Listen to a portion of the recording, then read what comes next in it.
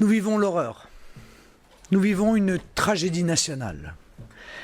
Hier soir, la capitale de la France a subi des attaques d'une barbarie inouïe qui montre une nouvelle escalade dans la violence du terrorisme islamiste. Pour la 6e fois en 2015, il a frappé notre pays. La France pleure ses morts et je pleure avec elle.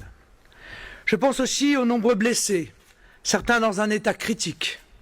Je veux faire part aux familles éprouvées et meurtries de ma plus vive compassion et de ma solidarité.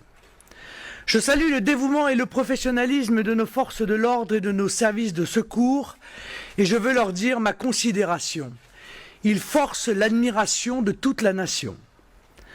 La France et les Français ne sont plus en sécurité. Mon devoir est de vous le dire. Et des mesures d'urgence s'imposent. La France doit enfin déterminer quels sont ses alliés et quels sont ses ennemis. Ses ennemis, ce sont ces pays qui entretiennent des relations bienveillantes avec l'islamisme radical. Ce sont aussi ces pays qui ont une attitude ambiguë avec les entreprises terroristes. Tous ceux qui les combattent sont des alliés de la France et doivent être traités comme tels. Le président de la République a annoncé l'état d'urgence et le contrôle temporaire aux frontières. C'est bien. Mais quoi qu'en dise l'Union européenne, il est indispensable que la France retrouve la maîtrise de ses frontières nationales définitivement. Sans frontières, il n'y a ni protection ni sécurité possible. La France a été rendue vulnérable. Elle doit se réarmer. Car depuis trop longtemps, elle subit un effondrement programmé de ses capacités de protection et de défense face à des menaces pourtant prévisibles et croissantes.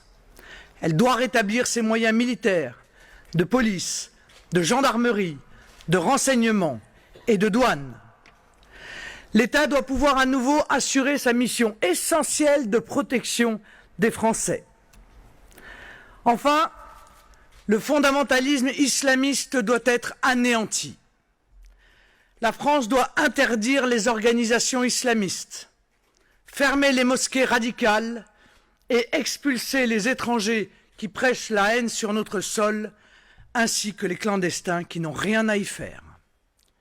Quant aux binationaux participants de ces mouvances islamistes, ils doivent être déchus de leur nationalité et interdits de territoire.